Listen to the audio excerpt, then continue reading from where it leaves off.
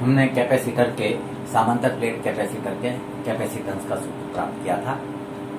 अब हम कैपेसिटरों के संयोजनों को सीखेंगे और समतुल्य कैपेसिटेंस के सूत्र प्राप्त करेंगे। ये वैसा ही है जैसा हमने अवरोधों का किसी पिछले क्लासों में 10वीं क्लास वगैरह में अवरोधों का श्रेणी संयोजन और समांतर संयोजन सीखा था।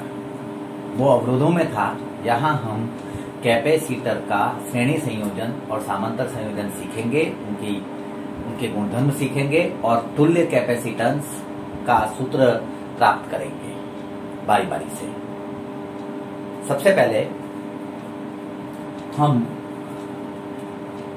कैपेसिटरों के श्रेणी संयोजन में तुल्य कैपेसिटेंस का सूत्र प्राप्त करेंगे। सुविधा के लिए हम 2 कैपेसिटर ले सकते हैं या 2 से ज्यादा भी ले सकते हैं, 3 भी ले सकते हैं। और हम 3 कैपेसिटर लेंगे और उनको श्रेणी क्रम में जोड़ने का क्या मतलब है वो सीखेंगे और फिर तुल्य कैपेसिटेंस का सूत्र बनाएंगे। फिर जो सूत्र 3 कैपेसिटरों के लिए तुल्य का होगा वही सूत्र कितने भी कैपेसिटर यदि श्रेणी में लगे हों तो तुल्य के लिए बन सकेगा। सबसे पहले श्रेणी संयोजन का मतलब समझें। कैपेसिटर साधन है, इसमें 2 प्लेटें होती हैं एक दूसरे से समांतर। और कैसे हम कैपेसिटरों को श्रेणी में जोड़ते हैं, कैसे फिर समांतर में पार्श्व क्रम में जोड़ते हैं या समांतर क्रम में जोड़ते हैं, उसको सीखेंगे। पहले श्रेणी सीखे फिर समांतर। तो हम ये सीखने जा रहे हैं कैपेसिटरों का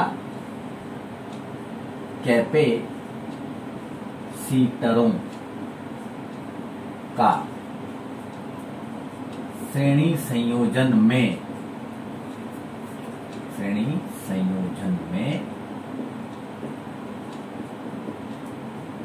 तुल्य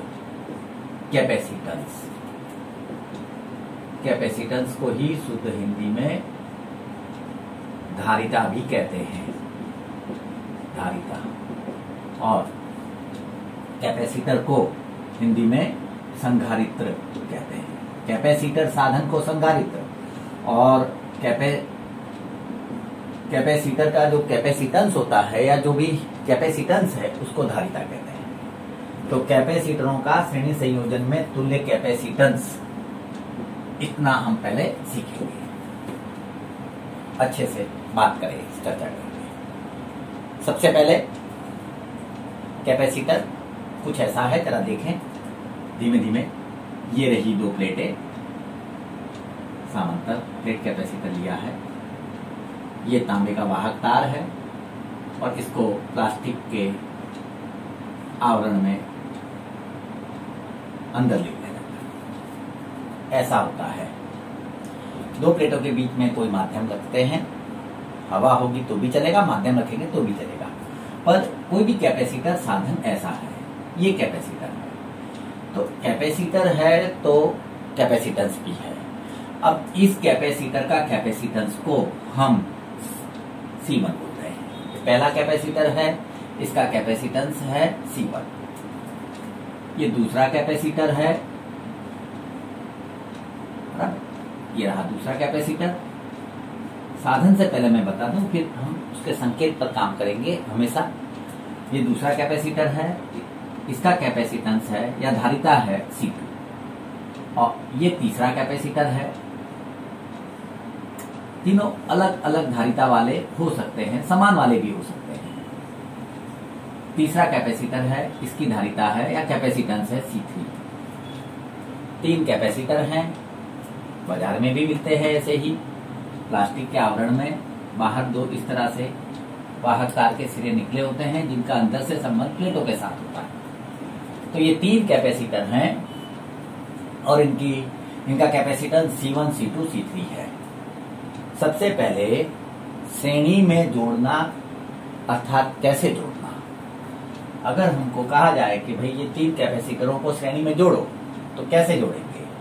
तो श्रेणी में जब कोई भी चीज जुड़ती है, कैपेसिटर हो, अवरोध हो या कई साधन ऐसे श्रेणी में जुड़ेंगे आगे भी, तो रेलगाड़ी के डब्बे की तरह जुड़ता है, एक से दूसरा, दूसरे से तीसरा, तीसरे अगर आगे और भी है तो तीसरे से चौथा, इस तरह से। तो जरा देखें कैसे श्रेणी में जुड़ता है। तो ये सिरा है तांबे का, इसको जोड़ दो और इस प्लेट को जोड़ दो। तो ये तांबे के तार हैं जो बाहर में यहां पर या यहां पर दिख रहे हैं। तो अगर हम कैपेसिटरों को इस तरह से जोड़ते हैं तब कहा जाता है श्रेणी में जोड़ा है।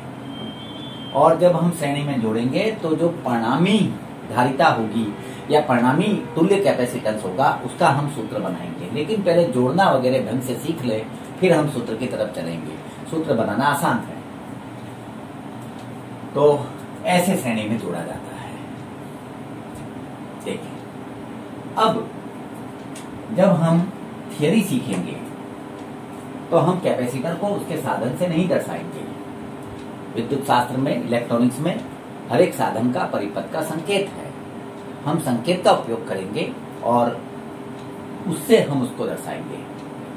तो जो कैपेसिटर साधन है, बराबर, कैपेसिटर साधन का संकेत, परिपथ का संकेत का, परिपथ का संकेत ऐसा है। सरल है बिल्कुल। ये दो प्लेटें सूचित कर रहा है। जैसे कैपेसिटर में दो समांतर प्लेटें होती हैं, वही प्लेटों को ये सूचित कर रहा है। और ये जो तांबे के तार उन प्लेटों के साथ संपर्क में रहकर बाहर निकाले जाते हैं, वो ये रहा। ये कैपेसिटर का संकेत है। तो अब हम जब भी कैपेसिटर का उपयोग करेंगे, चाहे परिपथ में या कहीं भी, हम साधन नहीं रखेंगे, हम उसके संकेत का उपयोग करेंगे और ये उसका संकेत है। तो ऐसे 3 कैपेसिटर लेंगे जिनका कैपेसिटेंस या धारिता C1, C2, C3 है और उनको श्रेणी में जोड़ेंगे और हम तुल्य कैपेसिटेंस की चर्चा करेंगे। बराबर। इधर मैं कुछ थोड़ी सी जगह रखता हूं, अगर कोई बात ऐसी बाहर की होगी या जो भी, तो हम इसकी चर्चा यहाँ कर सकते हैं और यहाँ पर हम थियरी को समझेंगे, सीखेंगे। तो 3 कैपेसिटर लेकर मैं श्रेणी में जोड़ता हूं। जरा देखें, तो ये रहा पहला कैपेसिटर। अब परिपथ का संकेत का उपयोग होगा। ये रहा पहला कैपेसिटर, कैपेसिटेंस है C1। ये रहा दूसरा कैपेसिटर, कैपेसिटेंस है C2। और ये रहा तीसरा कैपेसिटर, कैपेसिटेंस है C3। और ये हमने जोड़ दिया। इसको देखो, इसको देखो। इस तरह से जब हम जोड़ते हैं तो वही श्रेणी संयोजन कहलाता है। चाहे 2 जोड़ें, 3 जोड़ें या कितने भी जोड़ सकते हैं। अब हमने 2 बिंदुओं पर, इसको मैं बिंदु A कहता हूं, इसको मैं बिंदु B कहता हूं। A और B, इन 2 बिंदुओं पर 3 कैपेसिटरों को श्रेणी में जोड़ा है और हम तुल्य कैपेसिटेंस का सूत्र बनाने जा रहे हैं, सीखने जा रहे हैं और वो हम इस तरह से समझें। सबसे पहले तुल्य कैपेसिटेंस ज्ञात करने के लिए हम इन्हें आवेशित करेंगे। ये श्रेणी संयोजन है। किस तरह से ये आवेशित होंगे, बैटरी के द्वारा हम इसको आवेशित करेंगे और फिर प्रत्येक कैपेसिटर की बारे में कुछ समझेंगे। तो जैसे कैपेसिटर जो साधन का परिपथ का संकेत ऐसा है, वैसे ही बैटरी या सेल, विद्युत कोष, अकेला भी हो सकता है, ज्यादा भी हो सकते हैं। बैटरी का परिपथ का संकेत भी समझे। बैटरी का परिपथ का संकेत सीखा हुआ है, फिर भी देखें एक बार। तो ये बैटरी का संकेत है। जो बड़ा है डंडा वो धन ध्रुव और जो छोटा रेखाखंड है डंडा वो ऋण ध्रुव। बैटरी में 2 ध्रुव होते हैं, धन ध्रुव, ऋण ध्रुव। बड़ा डंडा धन ध्रुव, ये ऋण ध्रुव। ये बैटरी का परिपथ का संकेत है। हमको तुल्य कैपेसिटेंस सीखना है, तो हम तुल्य कैपेसिटेंस के लिए श्रेणी में रखकर इसके साथ A और B के बीच 3 कैपेसिटर श्रेणी में जुड़े हैं और इसके साथ हम बैटरी जोड़ेंगे। ये जोड़ी बैटरी धन ध्रुव ए के साथ, मतलब इस प्लेट के साथ जुड़ गया, और ऋण ध्रुव बी के साथ, मतलब इस प्लेट के साथ जुड़ा।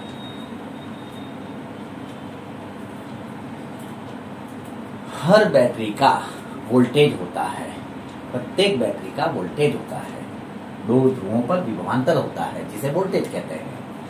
हमने जो बैटरी ली है इसका विद्युत विभवांतर वोल्टेज V है। अब जाने कि इस तरह से हम 3 कैपेसिटरों को श्रेणी में रखकर एक बैटरी जोड़ते हैं तब क्या घटना घटती है। देखें, बैटरी का धन ध्रुव वाहकता द्वारा इस प्लेट से जुड़ा है, C1 कैपेसिटर की पहली प्लेट से जुड़ा है। और हम ये बात सीखे कि बैटरी का धन ध्रुव जिस कैपेसिटर की जिस प्लेट से जुड़ता है वो धनावेशित बनती है, और ऋण ध्रुव जिस प्लेट से जुड़ता है वो ऋणावेशित बनती है। बैटरी का धन ध्रुव इस प्लेट से जुड़ा है, तो हम समझ सकते हैं कि ये प्लेट धन आवेशित बनेगी, और ऋण ध्रुव यहां जुड़ा है, वाहकता द्वारा इस प्लेट से जुड़ा है, मतलब ये प्लेट ऋण आवेशित बनेगी। ये धन आवेशित और यह ऋण आवेशित, जितना ये धन आवेशित होगी उतनी ही ये ऋण आवेशित होगी। तो इसको मैं +Q और इसको मैं -Q लेता हूं। जब हमने बैटरी जोड़ी, संयोजन के साथ बैटरी जोड़ी, तो C1 कैपेसिटर की ये प्लेट धनावेशित बनी, और जो अंतिम था C3 उसकी ये प्लेट ऋणावेशित बनी। अब एक घटना घटती है जिसको हम प्रेरण कहते हैं, स्थिर विद्युत प्रेरण कहते हैं। स्थिर विद्युत प्रेरण के कारण श्रेणी में जितने भी कैपेसिटर जुड़े होते हैं सभी आवेशित बन जाते हैं। देखने पर तो ऐसा लगता है कि एक प्लेट आवेशित हुई है और यहाँ की अंतिम प्लेट आवेशित हुई है, और ये सब प्लेटों का क्या होगा, ये सब प्लेटें भी आवेशित होंगी और स्थिर विद्युत प्रेरण के कारण होंगी, और इन पर भी आवेश की मात्रा समान होगी। स्थिर विद्युत प्रेरण को हमने सीखा था विद्युत आवेश और विद्युत क्षेत्र वाले पाठ में, लेसन नंबर 1 में हमने इसको सीखा था। उसको भी जरा यहाँ पर देखें तो वो कैसे सब आवेशित होती हैं वो समझ में आने लगता है। ख्याल करो इसका। मानो ये रहा स्थिर विद्युत प्रेरण, देखिए ये रहा धातु का गोला जो कुचालक स्टैंड पर है, बराबर, धातु का गोला, और बी बोलता हूं इसको मैं बी बोलता हूं। और ये रहा एक और गोला, इसको मैं ए बोलता हूं। समान से दिए, ए और बी अभी दूर है, बी पर कोई आवेश नहीं है और ए पर धन आवेश है, और माना गोले ए पर Q जितना आवेश है, ए पर Q जितना आवेश है। अब अगर हम, अभी ये दूर है, गोले ए को गोले बी के पास लाते हैं, आवेशित गोले ए को आवेश रहित या तटस्थ गोले बी के पास लाते हैं, ये लाया मैं पास में, गोले बी के पास लाते हैं, ये को हम खसकाकर वहां ले आए, तो क्या होगा जरा देखें। तो स्थिर विद्युत प्रेरण की घटना घटती है। पास लाए हैं, संपर्क नहीं कराना, पास लाने पर जो घटना घटती है जरा देखें। ये गोला तटस्थ था, तटस्थ उदासीन था, और धन आवेशित गोले को हम बी के पास में लाए, तो धन आवेश, जो धन आवेशित गोला ए है वो गोले बी के इलेक्ट्रॉनों को अपनी ओर आकर्षित करेगा, तो दूर दूर से भी गोले बी के इलेक्ट्रॉन आकर्षित करेगा तो ए के पास आने लगेंगे, तो ये वाला सिरा, बी का ये वाला सिरा ऋण आवेशित बनेगा, क्योंकि यहाँ पर इलेक्ट्रॉनों की अतिरिक्त इलेक्ट्रॉनों की संख्या बढ़ गई, दूर दूर से इलेक्ट्रॉन भागकर इस तरफ आने लगे, तो ये वाला प्रदेश विस्तार ऋण आवेशित बनता है। और वहां से इलेक्ट्रॉन चले आए, हम जानते हैं किसी तटस्थ पदार्थ से किसी जगह से इलेक्ट्रॉन दूर होते हैं तो वो धन आवेशित बनता है, और किसी स्थान पर इलेक्ट्रॉन अतिरिक्त के आते हैं तो वो ऋण आवेशित बनता है। तो ये ऋण आवेशित बना क्योंकि इलेक्ट्रॉन दूर से भी यहाँ आने लगे, ये धन आवेशित था, इलेक्ट्रॉनों को आकर्षित करेगा, और वहां से चले गए तो ये धन आवेशित बनता है। तो पास का सिरा, बी के पास का सिरा ऋण आवेशित और दूर का सिरा धन आवेशित बना। दूर के इलेक्ट्रॉन यहाँ आकर एकत्र हुए इसलिए ये ऋण आवेशित बना, और वहां से इलेक्ट्रॉन चले गए दूर के सिरे से, इसलिए वो इस सिरा धन आवेशित बना। और अगर इस पर Q आवेश है तो यहाँ पर माइनस Q होगा और इस पर प्लस Q होगा। ये जो घटना थी हमने पाठ 1 में सीखी थी, यही स्थिर विद्युत ऋण है। ये स्थिर विद्युत ऋण की घटना यहाँ पर घटती है। देखो क्या होगा, जब हम इस तरह से बैटरी 3 कैपेसिटरों को श्रेणी में जोड़कर बैटरी जोड़ते हैं तो ये प्लेट धन आवेशित है, तो धन आवेशित प्लेट इलेक्ट्रॉनों को अपनी ओर खींचती है। तो इस प्लेट से इलेक्ट्रॉन, ये समझ लो ये पास का सिरा है इसके लिए और ये दूर का सिरा है, तो यहां से इलेक्ट्रॉन प्लेट में होते हुए जा रहे हैं और ये देखो घटना, और ये बनेगी ऋण आवेशित। और वहां से इलेक्ट्रॉन चले गए, जैसा मैंने यहां पर चर्चा की, तो यहां से इलेक्ट्रॉन चले गए तो ये बनेगा, अब यहां से इलेक्ट्रॉन क्योंकि चले गए, बिल्कुल ऐसी ही घटना यहां घट रही है, तो ये होगा धन आवेशित क्योंकि इलेक्ट्रॉन भागकर उधर आ गए। अब जैसा यहां हुआ था वैसा अब यहां भी होने वाला है। ये धन आवेशित प्लेट है, ये समझ लो पास का सिरा, इस प्लेट के लिए पास का सिरा ये है और दूर का सिरा ये है, बराबर। तो दूर से भी इलेक्ट्रॉन आकर, बराबर, ये देखो तार के द्वारा आकर यहाँ एकत्र हो गए, तो ये बनेगा ऋण आवेशित। और यहां से चले आए तो ये प्लेट बनेगी धन आवेशित,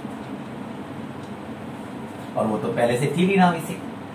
तो देखो हम समझ सकते हैं कि हम कितने भी कैपेसिटरों को अगर श्रेणी में रखें और एक बैटरी का एक सिरा इस तरफ पहले कैपेसिटर की पहली प्लेट से और दूसरा सिरा उस तरफ रख दिया जाए, तो जितने भी कैपेसिटर श्रेणी में लगे हैं सभी एक साथ समान आवेशित हो जाते हैं। ये बहुत बड़ी बात है कि श्रेणी में हम जितने भी कैपेसिटरों को जोड़ते हैं और यदि बैटरी जोड़ दी जाए तो सभी कैपेसिटर समान आवेशित बनते हैं। पर ये प्लस क्यू, ये माइनस क्यू, ये प्लस क्यू, ये माइनस क्यू, ये प्लस क्यू और ये माइनस क्यू। और ये मैंने समझाने के लिए बताया कि कैसे समान आवेश श्रेणी में प्रस्थापित होता है, और समान आवेश प्रस्थापित होने में इसी प्रेरण का नियम काम करता है। अब मैं ये हटा रहा हूं, समझ में आ गया होगा कि किस तरह से हम केवल एक बैटरी लगाकर सभी कैपेसिटरों को समान आवेशित कर देते हैं। अब जरा देखें, तीनों कैपेसिटरों पर आवेश समान है और कैपेसिटेंस इसका C1 है, इसका C2 है, इसका C3 है। अब मैं एक बात बताना चाहता हूं, V वोल्ट की बैटरी को हमने बिंदु A और B पर लगाया, तो बिंदु A और B के बीच यानी इन दोनों बिंदुओं के बीच V वोल्ट का विद्युत विभवांतर होगा। मैं जानता हूं वाहक तार का विद्युत विभवांतर अभी हमने ज्यादा नहीं पढ़ा, वो क्योंकि पढ़ा ही नहीं है, क्योंकि वो लेसन 3 में उसका विस्तृत विवरण है। तो भी जरा ख्याल करें, यह वाहक तार के विभवांतर से संबंधित है, इसलिए थोड़ा आगे की बात हो रही है। बैटरी का वोल्टेज V है, जितना बैटरी का वोल्टेज होता है, हर बैटरी का वोल्टेज होता है, उसके 2 सिरों को हम जहां भी लगाएंगे, मान लो हमने यहां और यहां लगाया, उन 2 सिरों पर V वोल्ट जितना विद्युत विभवांतर प्रस्थापित हो जाएगा। यानी बिंदु ए और बिंदु बी के बीच या इस प्लेट और इस प्लेट के बीच V वोल्ट का विभवांतर प्रस्थापित होगा। और वो जो विभवांतर है श्रेणी में, ये जो विभवांतर है इसका बंटवारा होता है। मानो थोड़ी देर के लिए एक उदाहरण बनाता हूं कि भाई बैटरी 10 वोल्ट की है, बराबर, बैटरी का वोल्टेज 10 वोल्ट है। तो अगर ये कैपेसिटर है तो 2 वोल्ट इधर आएगा, 10 वोल्ट का बंटवारा हो जाएगा, 3 इधर आएगा, 5 इधर आएगा। इन दोनों के बीच का विभवांतर 10 वोल्ट है तो विभवांतर का श्रेणी में बंटवारा होता है। 2 वोल्ट इधर, 3 वोल्ट इधर, 5 वोल्ट इधर। विभवांतर का बंटवारा होता है, आवेश का नहीं। श्रेणी में सभी कैपेसिटरों पर आवेश तो समान ही रहता है, पर विभवांतर का बंटवारा होता है। ये उदाहरण एक बात थी।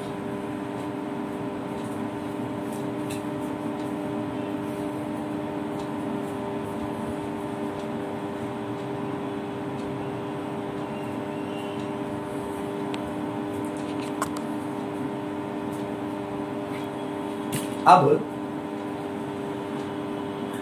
हम तुल्य कैपेसिटेंस के लिए सबसे पहले हमने बैटरी जोड़ी और बैटरी के द्वारा कैपेसिटरों को आवेशित किया। अब हम प्रत्येक कैपेसिटर के लिए चर्चा करेंगे और प्रत्येक कैपेसिटर के लिए मूल सूत्र का उपयोग करेंगे। ज्यादा काम हम आकृति में ही करेंगे थ्योरी का। जो हिंदी वाला पोर्शन है, जो थोड़ा विवरण वाला पोर्शन है, वो हम कम लिखेंगे। चर्चा करेंगे लेकिन लिखेंगे कम। जरा देखें तो ये रहा कैपेसिटर 1, कैपेसिटर 1। कैपेसिटर 1 के लिए आवेश Q है। ये रहा प्लस Q, ये रहा माइनस Q, पर ऐसा नहीं है कि जोड़कर नहीं बोलना है। जो आवेश की मात्रा है वही बतानी है जो एक प्लेट पर होती है। तो कैपेसिटर 1 के लिए जो आवेश है, विद्युत आवेश, उसकी प्लेट पर आवेश, वो है Q। कैपेसिटर 1 का कैपेसिटेंस, धारिता, शुद्ध हिंदी में इसको धारिता कहते हैं। इसलिए जो व्यवहारिक शब्द है उसके अलावा मुझे शुद्ध हिंदी का भी शब्द बोलना पड़ेगा। तो कैपेसिटेंस या धारिता है C1। कैपेसिटर 1 का मैं चर्चा कर रहा हूं। कैपेसिटर 1 पर आवेश है Q, कैपेसिटेंस है C1 और ये प्लेट धन विभव पर है, ये प्लेट ऋण विभव पर है। ये धन आवेशित है मतलब ये धन विभव पर है, ये ऋण आवेशित है मतलब ये ऋण विभव पर है। तो विभवांतर भी होगा। तो इन दो प्लेटों के बीच जो विद्युत विभवांतर है, पीडी, पोटेंशियल डिफरेंस, इन दो प्लेटों के बीच जो विद्युत विभवांतर है उसको कहता हूं V1। कैपेसिटर 1 का हम काम सीख रहे हैं। कैपेसिटर 1 के लिए आवेश Q है, कैपेसिटेंस C1 है, विद्युत विभवांतर V1 है। तो हम कैपेसिटर का जो मूल सूत्र था, जो पिछले पीरियडों में सीखा था, Q = CV, किसी भी कैपेसिटर पर हम ये लगा सकते हैं। उस मूल सूत्र का हम इधर उपयोग कर रहे हैं। तो हम लिख सकते हैं Q = C1 V1। इसको बोल दो समीकरण 1। यही काम हम तीनों के लिए करेंगे। अब कैपेसिटर 2 पर आए, इसका भी जरा विवरण देखें। कैपेसिटर 2 के लिए जो आवेश है वो है Q, जो कैपेसिटेंस है वो है C2 और जो विद्युत विभवांतर है वो है V2। तो हम कह सकते हैं Q = जैसे मूल सूत्र यहां के लिए लगाया वो अब कैपेसिटर 2 के लिए भी लगेगा।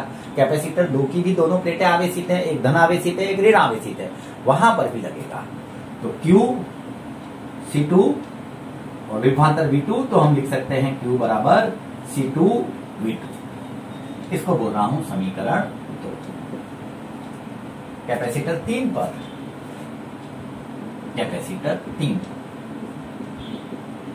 आवेश Q, हमने अच्छी तरह से ये सीखा कि श्रेणी संयोजन में आवेश समान होता है।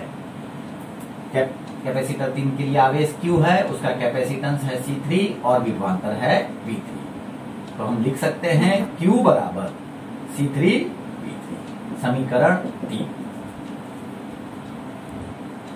अब जब कैपेसिटरों को हम श्रेणी में जोड़ते हैं तब विद्युत आवेश सभी कैपेसिटरों पर समान होता है, परंतु विद्युत विभवांतर का यानी कि वोल्टेज का बंटवारा होता है। इस कैपेसिटर के दो सिरों पर विभवांतर था V1, इसके दो सिरों पर विभवांतर था V2 और इसके दो सिरों पर विभवांतर था V3, और जो कुल विभवांतर है वो है कुल विभवांतर है V। तो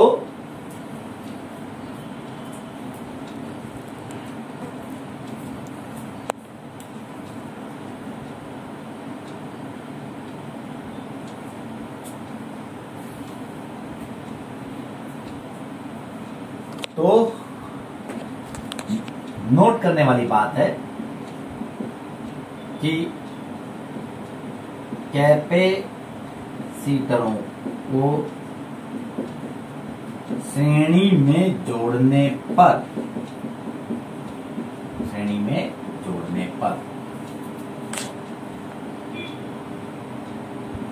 विद्युत आवेश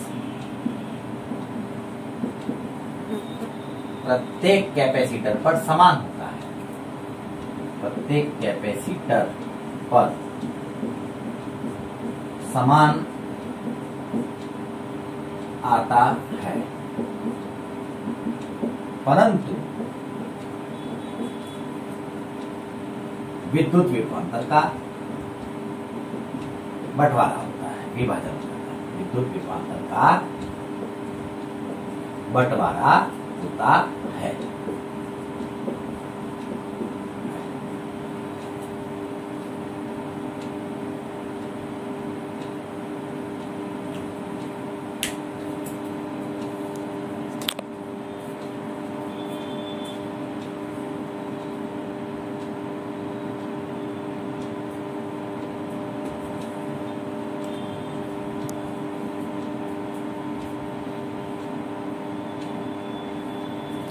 तो अगर हम इस दृष्टि से बात करें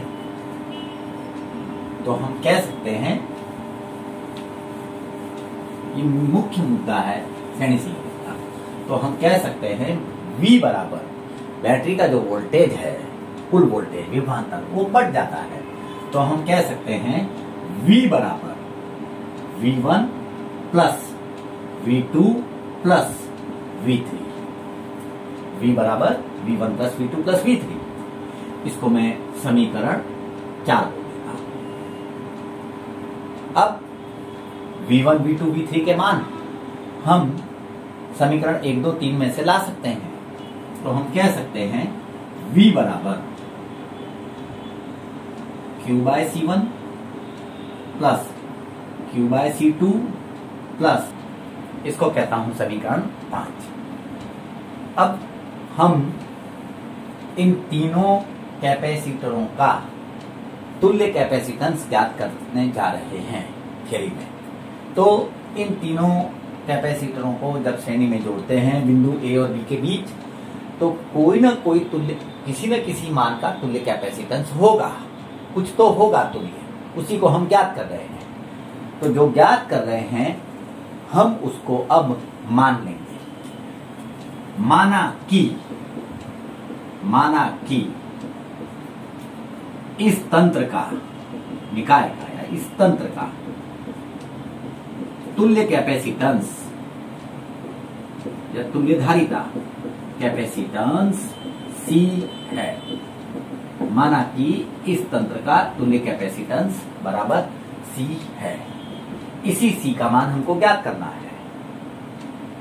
तो क्या होगा जरा देखें, तुल्य का मतलब समझें। A और B बिंदुओं के बीच 3 कैपेसिटरों को हमने श्रेणी में जोड़कर तंत्र बनाया है और तंत्र का तुल्य कैपेसिटेंस को C बोल रहे हैं, C ज्ञात करना है। तुल्य कैपेसिटेंस का मतलब समझें। तुल्य का मतलब है ये तीनों हटा दें, जो 3 अलग अलग लगे हैं C1, C2, C3 वाले, ये तीनों हटा दें और उसके बदले केवल अकेला सी मान वाला कैपेसिटेंस रखें तो जितना आवेश पहले बैटरी से निकलता था, तीनों के समय, तीनों लगे थे तब जितना आवेश पहले बैटरी से निकलता था उतना ही आवेश इस अकेले को लगाने पर, इसी बैटरी से लगाने पर उतना ही आवेश बैटरी से निकलेगा, क्योंकि तुल्य है। तो माना कि इस तंत्र का तुल्य कैपेसिटर C है। अब जरा देखें, मतलब ये रहा बिंदु A और ये रहा बिंदु B, और अब मैं तुल्य अकेला कैपेसिटर लगाने जा रहा हूं जो तुल्य है। तो ये लगाया मैंने कैपेसिटेंस, अकेला कैपेसिटेंस, C मान वाला कैपेसिटर, और फिर से लगाई वही बैटरी, V वोल्ट वाली वही बैटरी। तो जितना आवेश इन तीनों के समय आया था उतना ही आवेश अकेले इस तुल्य के समय आएगा। तो यहां क्यों आवेश आया था? तो अगर हम तुल्य को जोड़ें उसी बैटरी से, तो ये धन ध्रुव है तो इस पर धन क्यों आवेश आएगा, और ये ऋण ध्रुव है, ये ऋण आवेशित प्लेट होगी तो इस पर ऋण क्यों आवेश आएगा। मतलब समझे, 3 थे, बैटरी लगाई, क्यों आवेश निकला। अब वो 3 हटा दो और उनका तुल्यवान वाला कैपेसिटर लगाओ, तो जितना आवेश पहले निकला था उतना ही आवेश अब स्थापित होगा। तो अब इस कैपेसिटर पर काम करें, इसका विवरण करें। तो इस कैपेसिटर का कैपेसिटेंस है C, इसका कैपेसिटेंस C, इस कैपेसिटर पर आवेश है Q, और बैटरी सीधी 2 बिंदुओं पर लगी है, बिंदु A और बिंदु B पर। V वोल्ट की बैटरी बिंदु A और B पर लगी है और A और B प्लेट के साथ जुड़े हैं। मतलब इन दोनों प्लेटों के बीच जितना बैटरी का वोल्टेज है उतना ही विभवांतर पैदा होगा। अगर किसी बैटरी के साथ अकेला कैपेसिटर जुड़ा होता है तो उस कैपेसिटर की 2 प्लेटों का जो विद्युत विभवांतर होगा वो बैटरी के वोल्टेज के जितना होगा, क्योंकि विभवांतर और कहीं नहीं गिरा है। पूरा का पूरा विभवांतर ये 2 प्लेटों पर होगा। बैटरी का वोल्टेज V है तो इन 2 प्लेटों के बीच का विभवांतर भी V होगा। तो इन 2 प्लेटों के बीच का जो विद्युत विभवांतर है, विद्युत विभवांतर, उसको हम V बोल रहे हैं। अब जैसे हमने ये 3 बार के लिए मूल सूत्र का उपयोग किया था, ये 3 के समय, वैसे अब इस अकेले के लिए मूल सूत्र का उपयोग करें। तो कैपेसिटर के सूत्र अनुसार, मूल सूत्र अनुसार Q बराबर CV, इसको बोलते हैं समीकरण 6। ठीक है, अब हम सूत्र बनाने के करीब आ गए हैं, जरा देखना।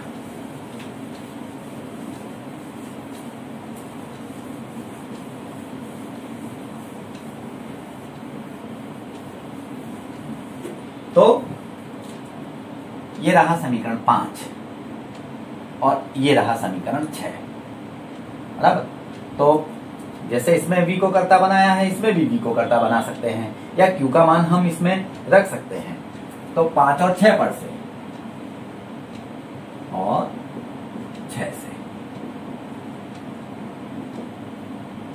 V equal to Q 1/C1 plus 1/C2 plus Q का मान हम यहां रख सकते हैं, CB bracket 1/C1 plus 1/C2 plus 1/C3।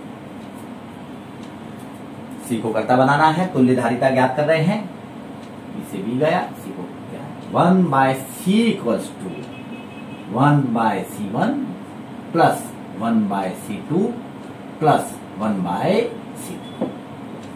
ये रहा श्रेणी संयोजन में, संधारित्रों के श्रेणी संयोजन में तुल्य धारिता का सूत्र, श्रेणी संयोजन में तुल्य कैपेसिटेंस का सूत्र 1/C equals to 1/C1 plus 1/C2 plus 1/C3।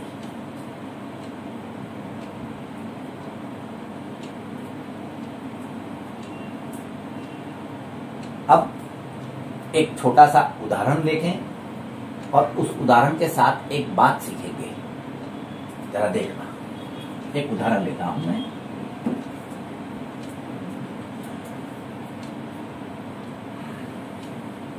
दो माइक्रोफैरड, 4 माइक्रोफैरड और 6 माइक्रोफैरड के 3 कैपेसिटरों को श्रेणी में जोड़ें तो तुल्य कैपेसिटेंस कितना होगा। केवल सूत्र से हम उत्तर ला सकते हैं, लेकिन उस उत्तर में एक ऐसी बात है जो सीधे बोलने के बजाय अगर उस उदाहरण को सॉल्व करके समझते हैं तो बहुत ज्यादा याद रहती है। 3 कैपेसिटर, 2 माइक्रोफैरड, मान कुछ भी ले सकते हैं, 4 माइक्रोफैरड, 6 माइक्रोफैरड को श्रेणी में जोड़ा जाए, श्रेणी में जोड़ें तो तुल्य धारिता या तुल्य कैपेसिटेंस कितना होगा।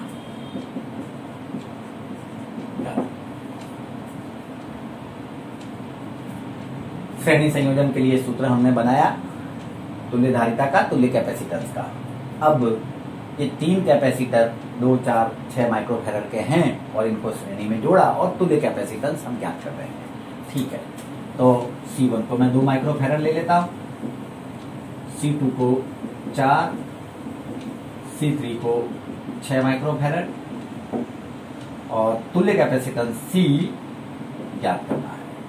श्रेणी में है, श्रेणी का सूत्र हम जानते हैं। श्रेणी के लिए 1/C equals to 1/C1, 1/C2, 1/C3 कीमत रखें और C ज्ञात करें। 1/C equals to 1/2 plus 1/4 plus 1/6। LCM 12, 1/C equals to 6 plus 3 plus 2, 1, 12।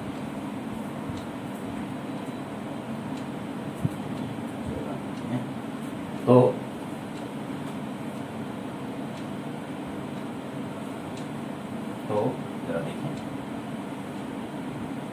C equals to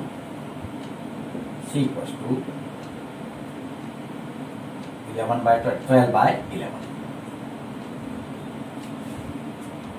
12/11 और इसका हम कैलसी से मान ज्ञात करें तो करीब 1 से थोड़ा सा ज्यादा हो रहा है, बराबर। C का मान 1 के आसपास है, 1 से थोड़ा सा ज्यादा हो रहा है, समथिंग माइक्रोफैरड। तो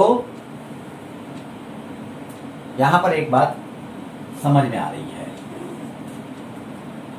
कि अगर हम 3 कैपेसिटरों को 2, 4, 6 माइक्रोफैरड के थे श्रेणी में जोड़ा तो जो तुल्य कैपेसिटेंस आया वो 1 माइक्रोफैरड से थोड़ा सा ज्यादा आया, 1 पॉइंट समथिंग। तो जब हम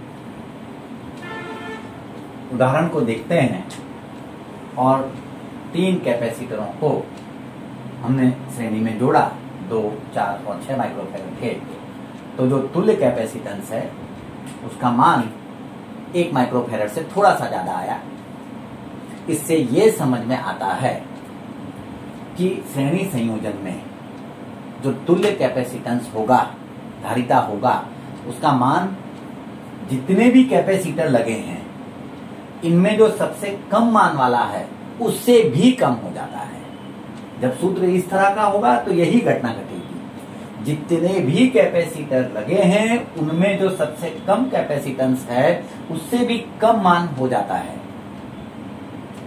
अगर C1, C2, C3 इन तीनों में से अगर हम किसी एक को 1 माइक्रोफैरड का ले लेते हैं तो जो तुल्य कैपेसिटेंस आता इस गणना से जो भी करके हम, तो जो तुल्य कैपेसिटेंस आता उसका मान 1 माइक्रोफैरड से भी कम हो जाता। और अगर हम आधे माइक्रोफैरड का कैपेसिटेंस लेते तो तुल्य कैपेसिटेंस का मान आधे माइक्रोफेरेड से भी कम हो जाता है। ये श्रेणी की कुछ बातें हैं। दो चार बातों को जरा ख्याल करें। श्रेणी संयोजन में जो भी कैपेसिटर जोड़े जाते हैं, 2, 3, 4, सभी कैपेसिटरों को एक के बाद एक से दूसरा, दूसरे से तीसरा, तीसरे से इस तरह से जोड़ा जाता है। और जब हम श्रेणी संयोजन बनाते हैं कैपेसिटरों की और उसको बैटरी के द्वारा आवेशित करते हैं, तब सभी कैपेसिटरों पर समान आवेश आता है और बैटरी का जो वोल्टेज है, विद्युत विभवांतर, उसका समान रूप से उसका भिन्न भिन्न कैपेसिटरों के अनुसार, उसके कैपेसिटेंस के अनुसार बंटवारा होता है।